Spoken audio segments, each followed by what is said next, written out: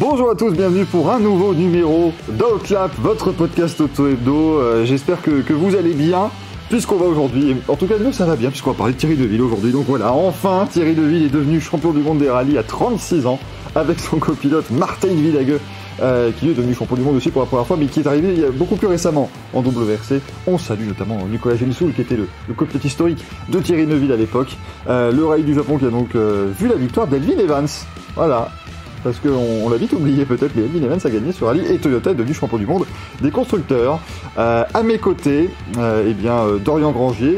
Salut Dorian, on s'est vu hier pour l'épisode sur Max Verstappen. Comment ça va aujourd'hui? Bah écoute, comme hier, ça va très bien, Michael. Félicitations à Thierry Neuville et bravo à nos amis belges qui, je l'espère, sont très heureux, mais je n'en doute pas qu'ils seront très heureux d'avoir un nouveau champion du monde en sport automobile. De ce que vous pouvez lire dans Auto-Hebdo, disponible depuis hier en version numérique et demain en version papier, la fête a battu son plein du côté de la Belgique. Voilà, ça a été très bien. Comme l'a dit notre ami Dominique Bricot, les libérations houblonneuses ont duré comme il fallait. Gonzo Forbes, comment ça va depuis hier? Bah très bien, on a suivi ce rallye du Japon à fond et bon, content pour Thierry. Ça faisait longtemps qu'il courait après, on va dire.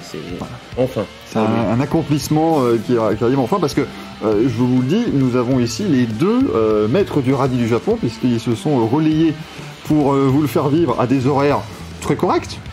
Finalement, entre 23h et 11h du matin, c'était... Voilà, on a sacrifié nos nuits pour vous. Hein. Voilà.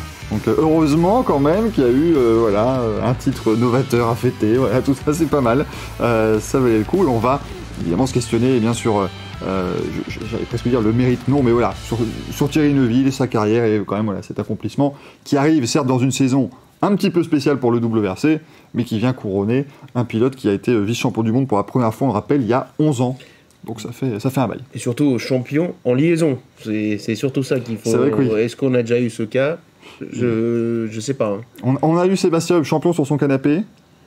Et on a eu Tommy McKinnon champion du monde dans un hôtel. Voilà. Je pense que champion en liaison, au moins il était en combinaison. Voilà, il était là, mais c'est vrai qu'on a vu l'image était très belle. L'image où ils se sont serrés dans les bras après le coup de fil. On va parler maintenant donc de Thierry Neuville.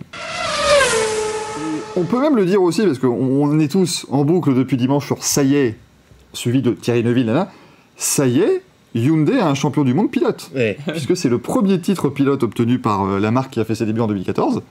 Et ça y est, la Belgique a un champion du monde en WRC. Et oui, et là je repense à Freddy Loax, à Bruno Thierry, évidemment, là on vous ressort des noms que vous dites, bonsoir, François Duval, qui nous écoute certainement aussi, Thierry Neuville, donc, qui devient champion du monde, lui qui avait été quintuple vice-champion du monde, et on a remarqué ça en regardant les statistiques avec Dorian Grangier.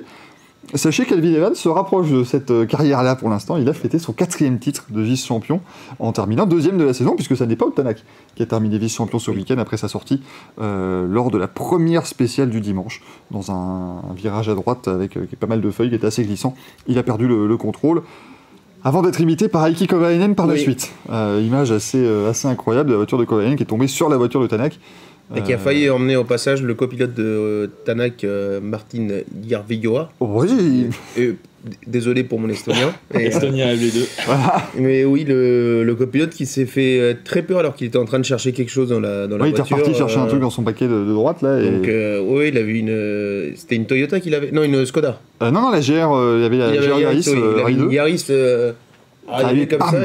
Mais pour le coup, c'est vraiment le même accident, même endroit. C'est vraiment, il fait limite les mêmes tours. Les mêmes loopings, c'était assez impressionnant. Et c'est donc à ce moment-là que Thierry Neuville est officiellement devenu champion du monde, puisque Tanak ne pouvait pas continuer le rallye. Il perdait donc les points du samedi. Il perdait les points qu'il aurait pu marquer le dimanche. Il a été bon joueur ensuite. Neuville a joué à fond le Super Sunday pour essayer d'apporter le titre, forcément, logiquement, parce que du coup, il pouvait pousser.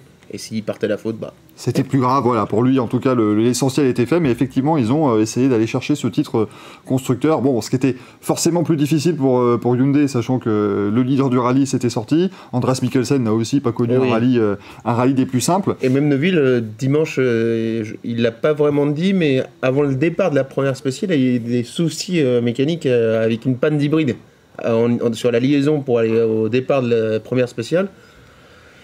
Donc Ça aurait pu encore finalement, mal. c'est... Oh là là, non, parce que vous l'aurez peut-être compris, effectivement, je suis un petit peu la caution belge de cette rédaction.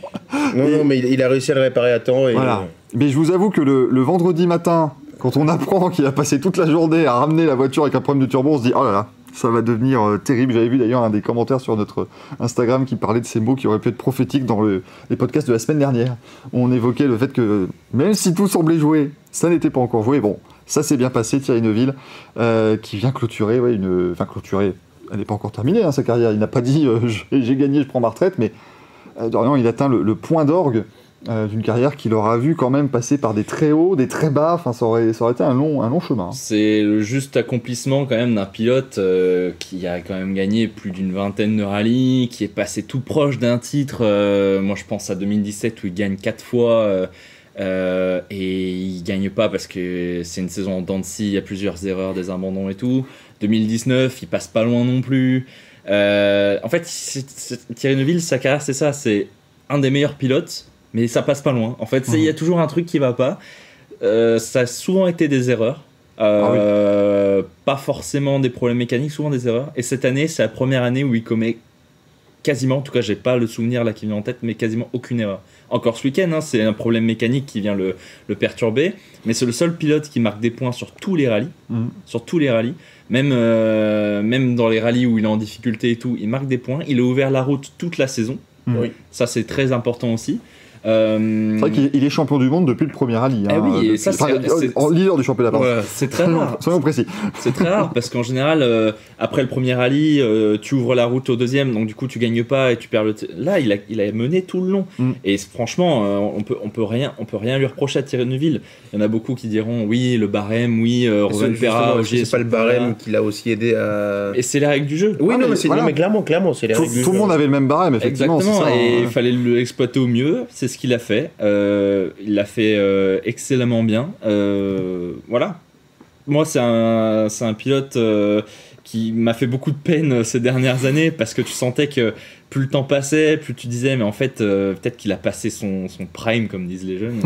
T'es jeune aussi, Dorian. Peut-être qu'il a passé vraiment l'apogée et que maintenant, ça va aller de mal en pis. Et avec l'hybride, Hyundai, la première année de l'hybride avec Hyundai, c'était très difficile. En début de saison, il prolonge que d'un an. Il y a des rumeurs de retraite. Il y a ça, il y a Abitbull en début de saison qui dit on mise sur Tanak, peut-être qu'il va falloir qu'avec Neuville il aille voir ailleurs. Faut se rappeler de ça aussi. Donc la confiance, quand tu sens que ton équipe commence à perdre un peu confiance aussi, c'est très dur mentalement. Et cette saison, mentalement, Neuville a été exceptionnel. Il m'a même très agréablement surpris parce que je pensais vraiment qu'il y allait avoir un moment où il allait craquer. Comme l'année dernière où il a craqué à quelques reprises alors qu'il était en tête. Moi de mémoire c'est la Croatie ou l'Europe centrale où il sort alors qu'il est premier. Très franchement chapeau à lui, c'est une juste récompense. Très franchement sur l'ensemble de sa carrière ça aurait été bizarre qu'il soit pas champion du monde avec plus d'une vingtaine de victoires en rallye. Gonzalo. Bon, non, dans l'ensemble, Dorian a fait le tour, même si évidemment je reste un peu sceptique à l'idée de ce barème qui, selon moi, a beaucoup joué dans la saison par rapport à quand on voit, quand j'étais en train de faire les moments de sa saison, quand on voit que sur 2 rallyes où il est même pas sur le podium, il marque que 4 points au moins sur les 2 rallyes, je crois, ou 5 points au moins, que Ogier qui avait quand même gagné les 2. C'est un peu ce côté. Il y a des fois, il finit 30ème du rallye, mais il marque 12 poins. C'est ça, il peut ne pas terminer le samedi et il garde sa voiture et les pneus pour le dimanche. Et le dimanche, il arrive, il joue à fond la carte parce que les autres, ils sont plus en gestion pour pas sortir et garder les points du samedi parce qu'il y en a 18. C'est un peu ça déséquilibre parfois. Et même, je crois que c'est en Sardaigne où il n'est même pas sur le podium. Et Sordo, qui a terminé 2e ou 3e, il marque plus de points que lui. Alors que le classement, je crois qu'il est 10e. Enfin, pour moi, ça n'a pas de sens. Mais d'un autre côté, il faut aussi, comme le dit Dorian, saluer le fait qu'il a été ouvreur depuis le début de la saison. Et surtout, cette force mentale, parce que j'ai l'impression que cette année, il a enduré. Dans le sens où déjà, chez Hyundai, visiblement, on lui faisait plus trop confiance par rapport à ce que disait Abitbull. Surtout qu'on avait ramené Tanak le Verstappen, un an après son départ. Enfin, c'était assez bizarre. Et même Ogier, qui n'était pas là, mais que quand il était là, il gagnait tout le temps. Et finalement, il décide de faire toute la saison. Donc à ce moment-là, Neuville a se dire oh non, c'est pas possible. Je suis en train de partir filer vers mon premier titre. Il y a Ogier qui revient. Ogier, quand il revient, Ça va plus du tout. il lance des pics en veux-tu, en voilà. On se rappelle en Grèce, où il avait directement attaqué Neuville sur la position d'ouvreur et il fallait qu'il arrête de pleurer, etc. Finalement, c'est lui qui a fini par craquer, parce que depuis qu'il a annoncé qu'il disputait tous les rallyes de la fin de saison pour aller chercher le titre, il a commis beaucoup d'erreurs, accidents en Grèce, au Chili, partout. Et forcément, oui, ça récompense sa carrière, quoi, parce que pour le coup, oui, après 5 vice-championnats, Il a fait 3 troisième places, je crois, les dernières saisons aussi. Donc, il a jamais été loin et c'est un mec qui a jamais lâché, quoi. Bah c'est ça, parce que tu parlais effectivement de la confiance de Hyundai, il ne l'avait plus, parce que 2014, donc Hyundai arrive en rallye. On prend lui forcément pour mener le projet. Ils prennent Thierry Neuville qui est là, censé mener le projet. Ça se passe pas trop mal, mais c'est vrai que la première I20 n'était pas forcément non plus la meilleure voiture, sachant qu'il y avait l'Apollo de toute façon qui là était imbattable. Mais si je dis pas de bêtises, 2015-2016, c'est des saisons où il est rétrogradé dans la deuxième équipe de Hyundai. Il est dans l'équipe B parce qu'il se sort, il gère pas du tout la pression, il est au plus bas. Ce rétrogradage lui permet quand même de se refaire un petit peu mentalement et avec moins de pression, il a réussi à remontrer pas mal de choses. Et donc forcément, il est redevenu leader de l'équipe en 2017, mais il a dû vivre des collaborations et des cohabitations, notamment avec Tanak, qui sont pas toujours simples, parce que Tanak, quand même, c'est quelqu'un qui est dans l'ombre. On rappelle que, techniquement, depuis 2004, il n'y a que 2 pilotes qui ne s'appellent pas Sébastien qui ont gagné un titre de champion du monde des rallyes. C'est Ott Tanak et Thierry Neuville, donc autant vous dire que ça fait quand même... Et Calero Impera aussi. Et Calero Impera, pardon, c'est vrai. Ça fait que 3. C'est quand même peu. Si je puis me permettre, mais c'est vrai que... Les dernières années, ouais. Voilà, depuis 20 ans, il y a quand même eu beaucoup de titres qui sont revenus aux Français, aux Sebs, et puis on parle de Calero Impera. Est-ce qu'on peut pas déjà prendre un petit crayon et marquer son nom à côté de 2025, sachant qu'il va revenir pour la saison complète? Attention, parce que... Est-ce que ça peut pas libérer Neuville, par exemple, un titre de champion du monde? Est-ce que Tanak va pas vouloir être revanchard? Pour moi, Neuville, il va être encore plus fort avec ce titre de champion du monde, oui. Mais je lui souhaite. Maintenant, ça fait des années qu'il court après, maintenant qu'il l'a, il n'y a pas de raison pour qu'il craque mentalement maintenant. Après, il y en a beaucoup qui diront, en 2025... son titre, s'il est champion, aura plus de valeur qu'en 2024, parce que Rovanperä reviendra à temps plein. Voilà. On aura Tanak qui aura vraiment pris l'habitude de cette Hyundai, parce qu'en début de saison, Tanak il était nulle part. Hein. Ouais. Donc il y aura au moins 2 grands rivaux. Et le barème devrait changer, si on ne dit pas de... Il y a le barème qui va changer encore une fois. Les voitures n'auront plus d'hybride, donc ça va changer aussi. Il y aura un poids différent, la fiabilité va changer aussi, parce que, encore une fois, cette année, la saison a été aussi marquée par beaucoup de problèmes de fiabilité à cause de ce système hybride. Donc il y en a beaucoup qui vont dire Neuville, s'il est champion 2025, ça sera un vrai champion du monde. Moi, je suis pas d'accord. 2024, il le mérite amplement. Et 2025, ça sera peut-être un plus beau titre s'il est champion. Et c'est ce qu'on lui souhaite. Hein. Mais parce qu'il y aura une vraie concurrence. Cette année, on peut pas dire que la concurrence était vraiment au top niveau. Pour moi, Elfyn Evans fait une saison très décevante. Le dernier, celui qui compte plus. Voilà. Avec une Toyota qui semblait qui sur gravier était très très très bonne, notamment par rapport à Hyundai. Et surtout que très décevante parce que déjà, il fait des erreurs, et de 2, il a jamais été vraiment dans le rythme. Même ce week-end au Japon, si Tanak se sort pas, Evans, moitié du rallye, il lâche l'affaire en fait. Oui. Donc, ok, il y avait un championnat constructeur aussi à jouer, mais il a été vraiment très décevant, et l'année prochaine, ça risque d'être une autre paire de manches. J'espère vraiment qu'on ait un beau duel, voire plus qu'un duel, une belle lutte pour le championnat entre Rovanperä, Tanak, Neuville, et on l'espère aussi Evans. On aura des petits nouveaux qui vont venir avec Paillari. Je le vois pas jouer le titre, mais au moins ça peut être intéressant, un peu pimenter la saison. Adrien Fourmeau, on sait pas exactement. S'il arrive chez Hyundai, donc à voir. En tout cas, je pense que 2025, ça va être une saison. On pouvait ne pas forcément s'y attendre, mais ça sera une saison qui sera assez excitante, je pense. Ouais, mais ça va être intéressant à suivre, très clairement. Mais excusez-nous en tout cas si pendant les quelques semaines qui arrivent, Plutôt nous se focaliser sur 2024. Hein. Je pense que la fête continue. Vous en faites pas, ça va être. Voilà, non, mais avec quasiment 15 ans d'attente depuis ses débuts en rallye, il a le droit de fêter dignement son titre, et la Belgique aussi. C'est férié aujourd'hui en Belgique, paraît-il. Bien sûr, la semaine, ouais, voilà. La semaine, le roi va d'ailleurs faire ses grandes entrées, il va venir un peu partout. Être nommé roi de Belgique. Exactement, Thierry Ier, qui va maintenant accéder au trône. Donc non, c'est assez fou, mais c'est vrai que les images qu'on avait hier de Deidenberg, le fief un peu de Thierry Neuville, c'était... Il faut vous rendre compte quand ils sont arrivés à 5h du matin. Le petit déjeuner... il était copieux. il était copieux. On rappelle, donc, c'était 50 fûts de 14 litres. Par personne. Exactement. Non mais c'était environ, ils avaient prévu genre 1,5 litre, 2 litres par personne déjà, ce qui est pas mal. À 5h, donc à 7h, il n'y en avait plus. Voilà, le brasseur était en herbe. Je pense qu'il a remis, il a rempli les cuves pendant quelques fois, avec modération, bien sûr, même si je pense que modération n'était pas trop présent dans la salle des fêtes pour célébrer ce titre. Et puis on a vu aussi beaucoup de supporters, le fan club qui avait fait le déplacement au Japon, bien sûr, pour le fêter à l'arrivée de la spéciale où il est devenu officiellement champion du monde. Voilà, c'était quand même assez fou. Et puis voilà, ça fait plaisir de voir ça. Aussi pour Hyundai qui peut célébrer un titre pilote qui reste quand même le titre le plus médiatique, on va dire. De toute façon, ils ont que ça à célébrer vu qu'ils ont perdu le titre constructeur lors de la Power Stage. Donc, Oui, mais je rejoins quand même l'avis de Sébastien Ogier avec quelques rallyes qui disaient non, mais attendez, c'est pas normal. Sur 13 rallyes cette saison, on en gagne 19 et on est quand même 45 points derrière Hyundai. Ça, je peux le concevoir, mais ce sont les règles, effectivement, c'est comme ça que c'est fait. Mais voilà, Toyota fait un beau champion constructeur quand même au vu de la saison de la Yaris globalement.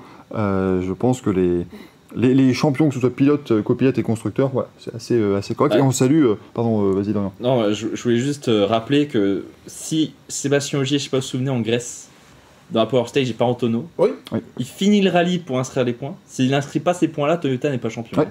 Ouais, donc, comme quoi, là, avec le barème qu'il y a eu en 2024, il fallait toujours terminer ce rallye.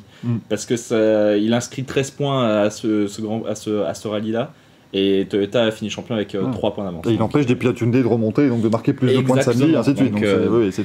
Donc, c'était important. On salue aussi rapidement Sami Payari, qui a remporté le titre en WRC2, parce que c'était notre espèce de feuilleton sur ces 3 derniers rallyes. Ça a duré 1 mois et demi, à peu près, entre le dernier rallye d'Oliver Solberg, le dernier de Johan Rossel et le dernier de Sami Payari. C'est donc le Finlandais qui a remporté la couronne en WRC2. Et le petit coup de chapeau à Didier Riol quand même, qui est revenu 30 ans après son titre mondial de 94 au volant d'une Toyota Yaris et qui a tout simplement gagné la catégorie rallye nationale, donc face aux spécialistes des rallyes japonais. Didier Riol avec Denis Giraudet dans le baquet de droite, ils ont remporté cette catégorie. Donc chapeau quand même, faut le faire. Bravo. Et puis on va terminer avec vos quelques petites questions que vous nous avez posées sur le rallye. Il y en a une qui va faire plaisir à Dorian Granger. Est-ce que Elfyn Evans ne sera jamais champion du monde? La question se pose désormais. On a déjà un peu répondu à ça un peu plus tôt. Faut jamais dire jamais. Faut jamais dire jamais, on lui souhaite. Mais Elfyn Evans, le problème c'est que... depuis Monza 2021, il est plus trop au rendez-vous. Enfin, 2021, cette saison, franchement, j'étais très déçu. Avant le rallye Monte Carlo, je le plaçais comme favori, parce que pour moi, la Toyota était au-dessus de la Hyundai. Il avait plus Rovanperä dans les pattes pour. C'était vraiment. Il n'y avait que Katsuta et lui qui faisaient la saison. Il était vraiment numéro 1. Et peut-être qu'il a un peu craqué sous la pression de ce statut-là. Voilà. Et Latvala l'a dit en cours de saison, comme quoi ça avait été une erreur de mettre que 2 pilotes titulaires parce qu'il y avait trop de pression sur eux. Donc il y en aura 4 en 2025. Il y en aura 4 au moins, comme ça, 4 voire 5 sur certains rallyes. Voilà, c'est vraiment... Comme ça, mais bon, pour Evans, ça va commencer à être... non, mais surtout le message que ça envoie maintenant, t'es numéro 1 et l'année prochaine on te met 4 voitures. Le double champion du monde qui revient, c'est compliqué. Non, mais pour moi, se demander s'il va pas passer numéro 3 derrière Payari. En fait, pour moi, sa chance c'était 2024. Maintenant, la concurrence, ça va être plus forte l'année prochaine. Cette année, pour moi, il a rien montré de plus que ces années précédentes. Il a même, je trouve, régressé. Oui. Donc, faut jamais dire jamais, mais mentalement et sportivement, enfin, on va dire au niveau de la performance, pour moi, il a rien montré d'un champion du monde cette année.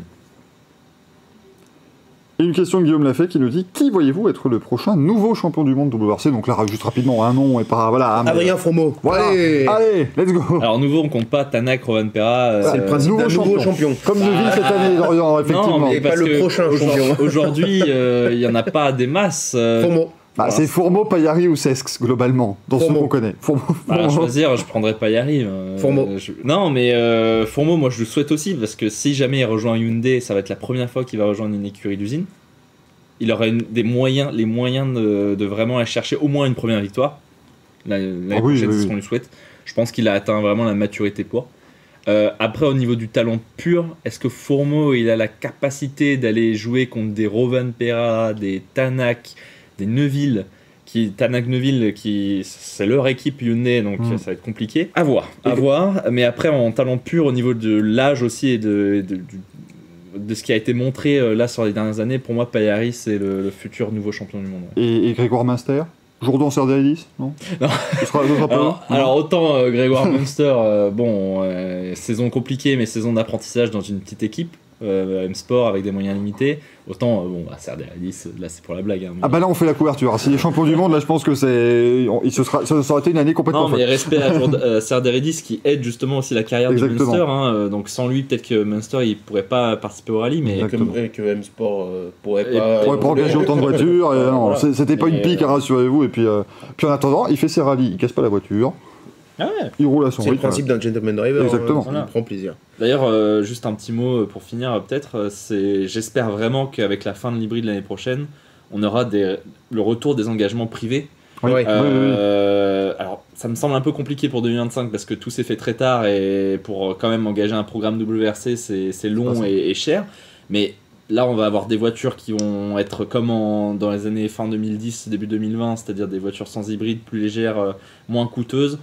Donc j'espère vraiment qu'on va arrêter d'avoir une grille de 9 pilotes et le samedi il n'y en a plus que 7 parce qu'il y en a 2 qui sont sortis, ça arrive à chaque fois.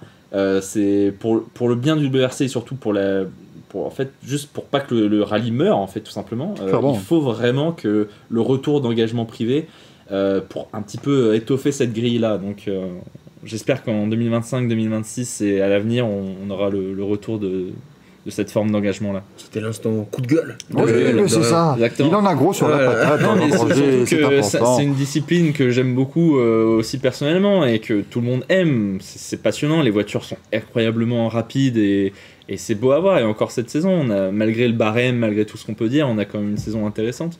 Mais elle serait encore plus intéressante s'il y avait plus de pilotes, des jeunes qui montent et qui bouleverse un petit peu les choses et voilà, moi je ne souhaite que du bien pour le WRC parce que c'est une discipline populaire et il faut que ça survive. Moi c'est pas un coup de gueule mais juste petite mention spéciale vu qu'on parle de rallye à Léo Roussel aussi pour son titre de champion de France. Exactement. Bravo à lui. Bravo à lui. Voilà pour ce deuxième épisode. Alors rassurez-vous, on n'en refait pas un demain ni après. Non, c'est bon. Là, on termine pour la semaine. Voilà, vous aurez eu 2 fois plus d'Outlap cette semaine, c'est quand même très sympa. On le souhaite. Merci de nous avoir suivis. On se retrouvera lundi prochain. On reviendra notamment sur le Grand Prix du Qatar, puisque ça y est, il ne reste plus que 2 Grands Prix de Formule 1 cette saison, le Qatar et Abu Dhabi.